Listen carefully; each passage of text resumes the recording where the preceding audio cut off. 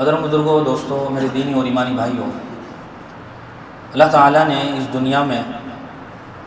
انسان کی تخلیق فرمائی اور اس کو پیدا فرمایا۔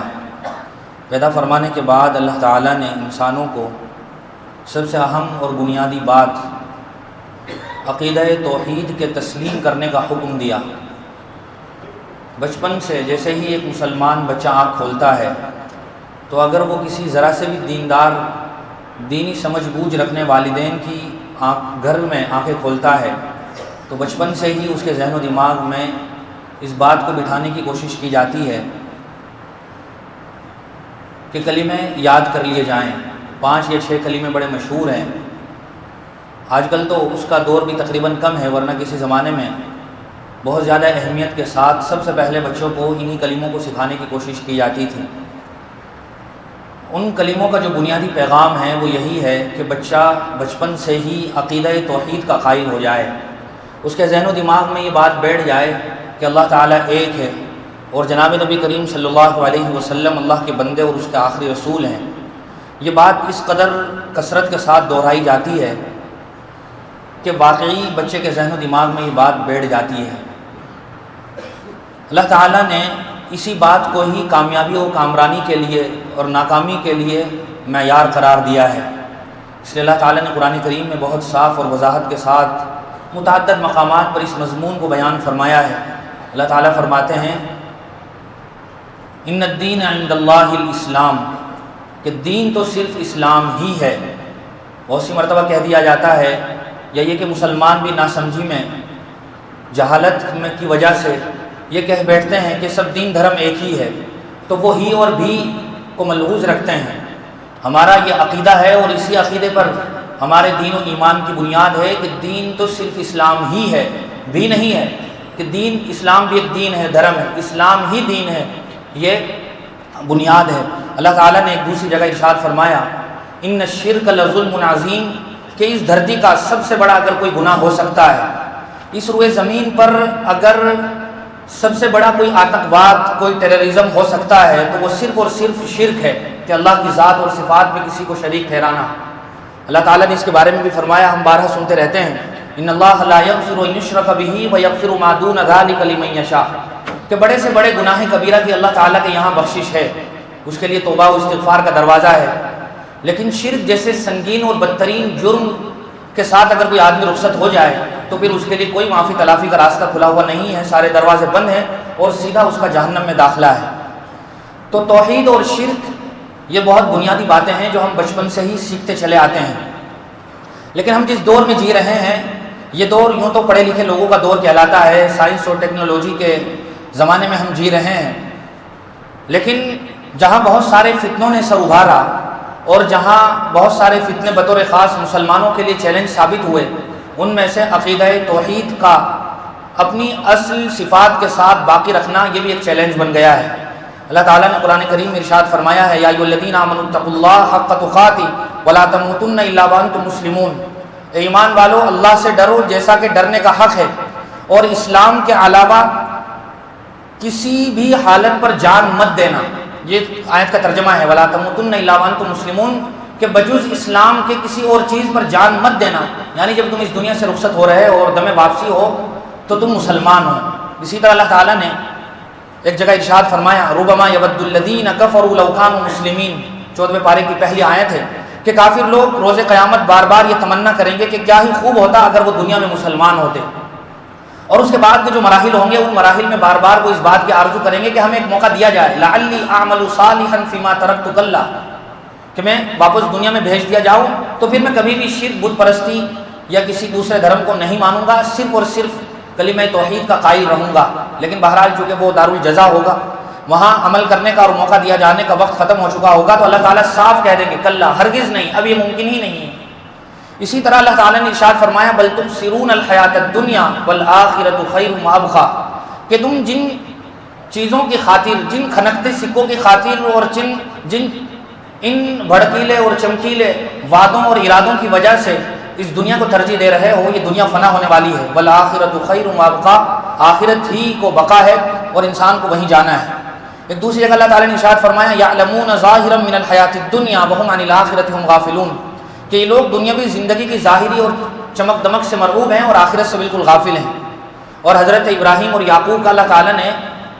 وصیت نامہ قرآن کریم میں ذکر فرمایا ہے۔ پہلے بھی یہ بات ذکر کی گئی کہ مرتے وقت آدمی جس چیز کی وصیت کرتا ہے تو اس کا مطلب یہ ہوتا ہے عمومی طور پر کہ یہ چیز اس کے نزدیک سب سے زیادہ اہمیت والی چیز ہے۔ جس چیز پر اس نے ساری زندگی محنت کی، جس چیز کو اس نے اپنا سب سے بڑا قیمتی سرمایہ تصور کیا اور جس چیز پر اس نے اپنا خون پسینہ بہایا، تو گویا آدمی اس چیز کو اہمیت دیتا ہے اور مرتے وقت اسی سے متعلق باتیں کہتا ہے اپنی اولاد کو، اپنے ملنے والوں کو۔ حضرت ابراہیم اور یعقوب علیہ السلام کے بارے میں قرآن کریم کے پہلے بارے میں ہے وَوَصَّىٰ بِهَا إِبْرَاهِيمُ بَنِيهِ وَيَعْقُوبُ يَا بَنِيَّ إِنَّ اللَّهَ اصْطَفَىٰ لَكُمُ الدِّينَ فَلَا تَمُوتُنَّ إِلَّا وَأَنتُم مُّسْلِمُونَ کہ حضرت ابراہیم اور یعقوب نے اپنی اولاد سے یہ وصیت کی کہ کبھی بھی اللہ تعالیٰ کے علاوہ کسی اور کو نہ پکارنا، کسی کی پرستش نہ کرنا، اور جب تم اس دنیا سے مرو تو تمہارا اس حال میں یہاں سے جنازہ اٹھنا چاہیے کہ تم مسلمان ہو۔ یہ انہوں نے وصیت کی تھی اپنی اولاد کو۔ اور حضرت یوسف علیہ السلام میں ایک زبردست عظیم الشان پیغمبر گزرے ہیں، تفصیل سے ہم ان کے واقعات سنتے ہیں۔ اللہ تعالیٰ نے ان کا تذکرہ بھی قرآن کریم میں اس مضمون کے متعلق کیا ہے۔ انہوں نے نبی ہوتے ہوئے اپنے بارے میں یہ دعا فرمائی، اور جب نبی کا تذکرہ آتا ہے تو ہمارے ذہن و دماغ میں یہ بات فوراً آ جاتی ہے کہ نبی وہ ہوتا ہے جو اپنے زمانے کا سب سے بڑا موحد ہوتا ہے، سب سے بڑا اللہ کا سچا پکا پرستار ہوتا ہے۔ تو انہوں نے اللہ تعالیٰ سے دعا کی فاطر السماوات والارض انت ولی کی فی الدنیا والآخرہ، اے اللہ تو ہی زمین و آسمان کا پیدا کرنے والا ہے اور تو ہی میرا دنیا اور آخرت میں ساتھی ہے۔ توفنی مسلمہ والحقنی بالصالحین، جب میں اس دنیا سے رخصت ہوں مروں تو مجھے مسلمان ہونے کی حالت میں موت دینا اور روز قیامت نیک لوگوں کے ساتھ میرا حشر کرنا۔ یہ دعا ہے جو اللہ تعالیٰ نے حضرت یوسف علیہ السلام کے بارے میں قرآن کریم میں ذکر فرمائی ہے۔ تو جن مختلف فتنوں کو ہم اس روئے زمین پر فی الحال دیکھ رہے ہیں ان میں ایک بہت بڑا فتنہ ہے مسلمانوں کے درمیان سے توحید کی اہمیت کا ختم ہونا اور شرک کی نفرت کا ختم ہونا۔ حالانکہ ہماری پوری اس عمارت کی بنیاد ہی اسی عقیدے پر کھڑی ہوئی ہے۔ عقیدے کی کیا اہمیت ہے، بار بار اس مضمون کو ہم سنتے رہتے ہیں کہ عقیدہ توحید کے بغیر ہم کتنے ہی سجدے کرتے رہیں، کتنے ہی زکوٰۃ و صدقات کے نام سے پیسے دیتے رہیں، اللہ تعالیٰ کے یہاں آخرت میں اس کا کوئی بدلہ اور جزا اور ثواب نہیں ہے۔ اللہ تعالیٰ نے اسی پر ایک پیرامیٹر قائم کر دیا ہے، اللہ تعالیٰ نے عقیدہ توحید کا۔ حضور اکرم صلی اللہ علیہ وسلم نے ایک روایت میں بات ارشاد فرمائی تھی فَإِنِّي لَأَرَى الْفِتَنَ تَقَعُ خِلَالَ بُيُوتِكُمْ كَوَقْعِ الْقَطَرِ، میں دیکھ رہا ہوں ان قریب تمہارے گھروں میں فتنے اس طرح برس رہے ہوں گے جس طرح بارش برستی ہے۔ اور پھر آپ نے ایک دوسری روایت میں ارشاد فرمایا بَادِرُوا بِالْأَعْمَالِ الصَّالِحَةِ کہ نیک اعمال میں جلدی کرو، فَسَتَكُونُ فِتَنٌ كَقِطَعِ اللَّيْلِ الْمُظْلِمِ کہ تم پر فتنے اس طرح رونما ہوں گے كَقِطَعِ اللَّيْلِ الْمُظْلِمِ جیسے ستارے ہوتے ہیں رات میں جو چمکتے ہیں کثرت کے ساتھ۔ ایک آدمی صبح میں مسلمان ہوگا، شام کو کافر ہوگا، شام کو مسلمان ہوگا، صبح میں کافر ہوگا، اس کے برعکس ہوگا۔ تم نیک اعمال میں جلدی کرو، فَسَتَكُونُ فِتَنٌ كَقِطَعِ اللَّيْلِ الْمُظْلِمِ يُصْبِحُ الرَّجُلُ مُؤْمِنًا وَيُمْسِي كَافِرًا وَيُمْسِي مُؤْمِنًا وَيُصْبِحُ كَافِرًا۔ پھر آپ نے فرمایا يَبِيعُ دِينَهُ بِعَرْضٍ مِّنَ الدُّنْيَا کہ آدمی بہت تھوڑے لالچ کے خاطر اپنے دین و ایمان کا سودا کر لے گا۔ اگر بنیادی طور پر دیکھا جائے تو ہم کچھ ایسے ہی دور سے گزر رہے ہیں کہ جہاں دین و ایمان کے سمجھوتے ہو رہے ہیں۔ ایک زمانہ تھا کہ مسلمان کے بارے میں سب کچھ گوارا کر لیا جاتا تھا، سب کچھ مسلمان کے بارے میں سچ مان لیا جا سکتا تھا کہ اس نے شراب پی ہوگی، اس نے سود کھایا ہوگا، اس نے زنا کیا ہوگا، لیکن ایک مسلمان گھرانے کے فرد کے بارے میں کسی صورت یہ قابل قبول نہیں ہو سکتا تھا کہ اس آدمی نے اپنے دین و ایمان کا سمجھوتا کر لیا ہوگا، چاہے اس کے عوض میں اس کی جان کے چتھڑے اڑا دیے جائیں، اس کے چھوٹے سے جسم کو بندوق کے دہانے سے چھلنی چھلنی کر دیا جائے، اسے کہیں گمنام ایسی جگہ ڈال دیا جائے جہاں اس کی تکہ بوٹی ہو جائے، جانور بھی اس بدن کے اعضاء کو کھا کر ختم کر دیں، لیکن اس کے بارے میں یہ گوارا نہیں کیا جا سکتا تھا کہ وہ اپنے دین و ایمان سے سمجھوتا کر لے گا۔ لیکن جب ہم دیکھتے ہیں موجودہ دور میں، چونکہ یہ چکا چون والی دنیا کہلاتی ہے، سوشل میڈیا کا طوفان بدتمیزی ہر جگہ برپا ہے، کیا چھوٹا کیا بڑا کیا بوڑھا سبھی اس فتنے کا شکار نظر آتے ہیں، تو بہت ساری ایسی مثال صبح و شام دیکھنے کو ملتی ہیں کہ جہاں دین و ایمان کے سودے ہو رہے ہیں۔ اتنا بھی کافی تو یہ بھی نہیں تھا، یہ بھی کسی صورت قابل برداشت نہیں تھا، لیکن افسوس اور ماتم کرنے کو جی چاہتا ہے کہ جب ایک مسلمان کے گھر میں پیدا ہونے والا اس بات پر فخر کر رہا ہوتا ہے اور اپنے آپ کو جینٹل مین، انٹلیکچوئل، دانشور، عقل مند تصور کر کے دوسروں کو بھی یہ باور کرانے کی کوشش کر رہا ہوتا ہے کہ میں ماڈرن زمانے میں جی رہا ہوں، میں کسی روڑی وادی زمانے میں نہیں جی رہا ہوں، میں پتھر کے زمانے کا آدمی نہیں رہا ہوں۔ میں جس دور میں جی رہا ہوں آسمانوں پر کمندیں ڈالی جا رہی ہیں، چاند کو لوگ مسخر کر رہے ہیں، چاند کا سفر کر رہے ہیں، اسپیس میں لوگ جا رہے ہیں، میں تو اس دور میں جی رہا ہوں۔ لہذا یہ باتیں میرے سامنے مت کرو،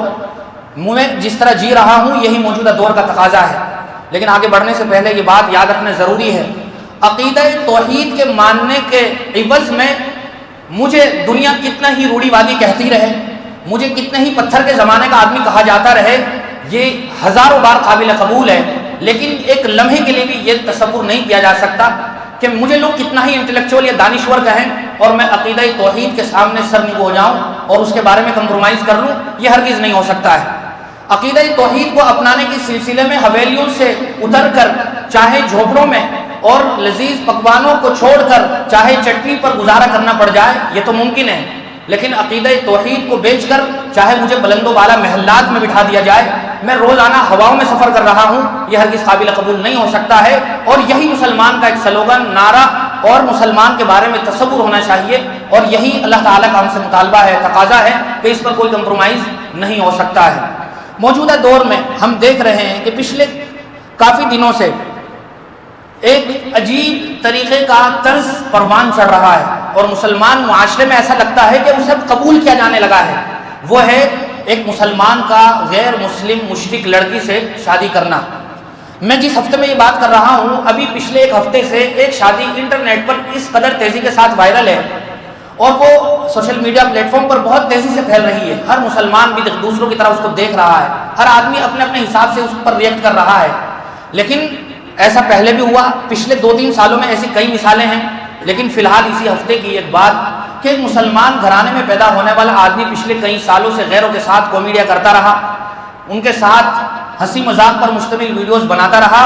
اور اب اس لڑکے نے باقاعدہ ایک شادی کی جس کو آپ حضرات اپنی زبان میں انٹرفیتھ میرج کہہ سکتے ہیں یا قانون کی زبان میں انٹرفیتھ میرج کہہ سکتے ہیں،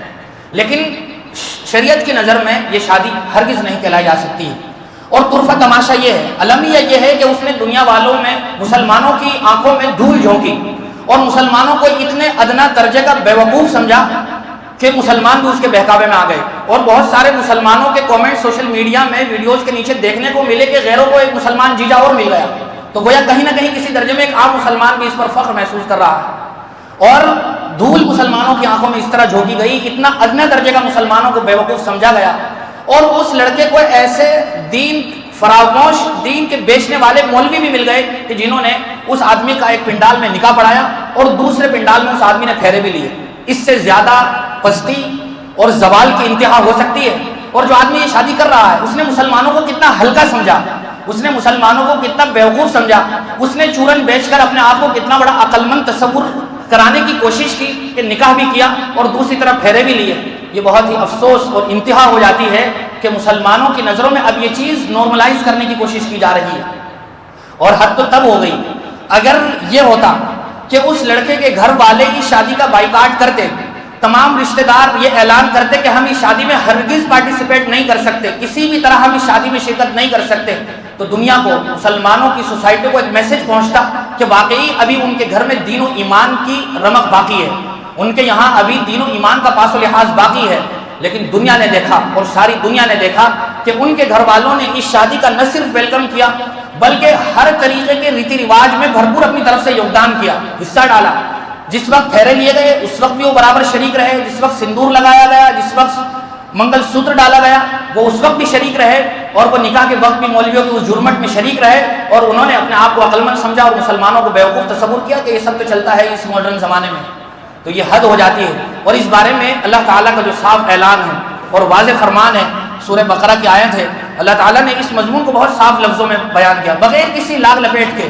ہمیں عقیدہ توحید کے بارے میں کسی بھی طرح احساس کمتری کا شکار نہیں ہونا چاہیے۔ بہت سی مرتبہ مسلمان یہ سمجھتا ہے کہ دنیا والے کیا کہیں گے، چلو کمپرومائز کر لیتا ہوں، نہیں، ہرگز قابل قبول نہیں ہو سکتا یہ بات۔ ہمارے اپنے گھر کے لوگ ہی چاہے ہمیں اس بارے میں برا کہنے لگیں، لیکن اللہ تعالیٰ کی نظر میں کامیاب ہو جانا یہ سب سے بڑی کامیابی ہے، اور اللہ تعالیٰ نے اس کو فرمایا فَمَنْ زُحْزِحَ عَنِ النَّارِ وَأُدْخِلَ الْجَنَّةَ فَقَدْ فَازَ، کہ جو آدمی جہنم سے بچا لیا گیا، جنت میں داخل کر دیا گیا، وہ ہماری نظر میں ہیرو ہے، وہ ہماری نظر میں اسٹار ہے، وہ ہماری نظر میں کامیاب ہے، اس کو گولڈ میڈل ملے گا، اس کو سارے تمغے دیے جائیں گے۔ لیکن جو آدمی دنیا والوں کی نظر میں عقل مند بننے کے چکر میں اللہ کی بارگاہ میں ناکام ہو جائے تو پھر کتنے ہی سارے گھر بھر دیے جائے اس کے گولڈ میڈل سے اور کچھ اس کو ٹائٹل دے دیے جائے، لیکن وہ شریعت اور طریقت کی نظر میں اور اللہ کی نظر میں کسی طرح قابل قبول نہیں ہے۔ اللہ تعالیٰ نے فرمایا وَلَا تَنكِحُوا الْمُشْرِكَاتِ حَتَّى يُؤْمِنْ وَلَا أَمَةٌ مُؤْمِنَةٌ خَيْرٌ مِّن مُشْرِكَةٍ وَلَوْ أَعْجَبَتْكُمْ۔ اللہ تعالیٰ نے فرمایا کہ تم مشرک عورتوں سے نکاح نہ کرو یہاں تک کہ وہ مسلمان ہو جائیں، اور مشرک عورت سے نکاح کرنے کے مقابلے میں ایک باندی مسلمان عورت سے نکاح کرنا اللہ تعالیٰ کو زیادہ پسند ہے، چاہے وہ تمہارے مشرک عورت کتنی ہی پسند کیوں نہ ہو، کتنی مالدار کیوں نہ ہو۔ اللہ تعالیٰ کی نظر میں ایک کالی کلوٹی باندی مسلمان کی حیثیت اور وقعت ہر لمحہ زیادہ ہے، اور اس کی کوئی حیثیت نہیں، چاہے وہ کتنے ہی مال و دولت کے انبار ساتھ میں لے کے آئی ہو اور چاہے اس کا سوسائٹی میں کوئی بھی اسٹیٹس ہو۔ تو اللہ تعالیٰ کی نظر میں یہی ایک رشتہ قابل قبول ہے، اسی پر ہی نکاح کا ٹائٹل چسپاں کیا جا سکتا ہے، ورنہ یہ صرف اور صرف حرام کاری ہے، مسلمانوں کی آنکھوں میں دھول جھونکنے والی بات ہے، اور اپنے آپ کو آدمی عقل مند سمجھ کے اپنا الو سیدھا کر رہا ہے۔ اللہ تعالیٰ نے دوسرے مقامات پر بھی اس طرح کا مضمون بیان فرمایا ہے، اور اگر دیکھا جائے تو اس کے کیا نقصانات ہو رہے ہیں، ان نقصانات کی ایک لمبی فہرست ہے۔ قانون کی حیثیت سے اس کو یہاں کا آئین اور سمویدھان انٹرفیتھ میرج کو قابل قبول کرتا ہے، لیکن مسلمان کی نظر میں جو سب سے پکا سچا مضبوط سمویدھان ہے، کانسٹیٹیوشن ہے، وہ صرف اور صرف قرآن و سنت ہے۔ اس کی نظر میں نہ اس کو نکاح کہا جا سکتا ہے، نہ شادی کہا جا سکتا ہے، یہ محض زنا کاری ہے، اور اپنے نسب کو بگاڑنا ہے، آنے والی اولاد کے دین و ایمان کو بھی خراب کرنا ہے۔ اس کے جو نقصانات ہو رہے ہیں انٹرفیتھ میرج کے، اس کی یوں تو ایک لمبی فہرست ہے، لیکن چند ایک یہ ہے کہ آدمی خود دین و ایمان سے خارج ہو جاتا ہے۔ ہر لمحہ وہ جس عورت کے ساتھ رہ رہا ہے، یا جو عورت جس مرد کے ساتھ رہ رہی ہے اسی انٹرفیتھ میرج کے چکر میں، یہ دونوں طرف سے مسئلہ ہے، یہ صرف ایک طرف کا مسئلہ نہیں ہے کہ مسلمان لڑکا ہو غیر سے شادی کر لے، یہ اس کے برعکس بھی ہے، مسلمان لڑکی ہو اور غیر سے شادی کرے، ایسے بھی کئی واقعات ہوتے رہتے ہیں۔ تو سب سے پہلے تو آدمی اپنے دین و ایمان سے ہاتھ دھو بیٹھتا ہے، پھر آگے جو آنے والی نسل ہے اس سے جو بچے پیدا ہوں گے وہ دین و ایمان سے پھر جاتے ہیں، کیونکہ یہ اصول ہے، جس طرح کے ماحول میں بچہ پروان چڑھتا ہے وہ اسی طرح کا دھرم اور اسی طرح کا کلچر قبول کر لیتا ہے۔ اور اس کا بڑا نقصان یہ بھی ہے کہ خود رشتہ داروں کے دل سے دین کی اہمیت کم ہو جاتی ہے، وہ اس میں حصہ لیتے ہیں، وہ اس انٹرفیتھ میرج میں حصہ لیتے ہیں، باقاعدہ جا کے نیوتا دیتے ہیں، وہاں کھانے کھاتے ہیں، اس کے لیے سوٹ سلواتے ہیں، تو گویا وہ ایک ایسی چیز پر راضی ہے جو کفر و شرک سے تعلق رکھتی ہے، اور جس طرح کفر اور شرک کے اپنانے سے آدمی کافر ہو جاتا ہے، اسی طرح کفر و شرک والی چیز پر رضامند ہونے سے بھی آدمی دلی طور پر دین و ایمان سے خارج ہو جاتا ہے۔ تو اگر رشتہ دار اس طرح کی شادی میں شریک ہو رہے ہیں تو گویا وہ ابھی اپنے دین و ایمان سے ہاتھ دھو رہے ہیں۔ اسی طرح اس خاندان کے دلوں سے شرک کی نفرت کم ہو جاتی ہے، اور باقاعدہ اس سوشل میڈیا کے زمانے میں اس کو بہت ہی خوبصورت ٹائٹل کے ساتھ لوگوں کے گھروں میں پہنچایا جا رہا ہے، اور کچھ اس طرح نارمل کیا جا رہا ہے کہ یہ کوئی غلط کام ہی نہیں ہو رہا ہے گویا۔ حضرت عمر رضی اللہ تعالیٰ عنہ کے دور میں تو حضرت عمر نے اہل کتاب خواتین سے شادی پر پابندی لگا دی تھی، جس کا مقصد یہ تھا کہ کہیں لوگ آنے والی نسل دین و ایمان سے ہاتھ نہ دھو بیٹھے۔ تو ضروری ہے کہ ہم ایسے سنگین اور پرفتن ماحول میں نہ صرف یہ کہ اپنے بچوں کی اور آل و اولاد کی رشتہ داروں کی حفاظت کریں، ہمارے لیے صرف یہی ایک بنیاد ہے، کامیابی کا یہی ایک پیمانہ ہے کہ ہم کس قدر جب پکا سچا مسلمان ہیں، اور عقیدہ توحید اور شرک سے بیزاری کس قدر ہے۔ دین و ایمان کی اہمیت کو اپنے ذہن و دماغ میں بٹھانا، شرک کی نفرت کو اپنے ذہن و دماغ میں بٹھانا،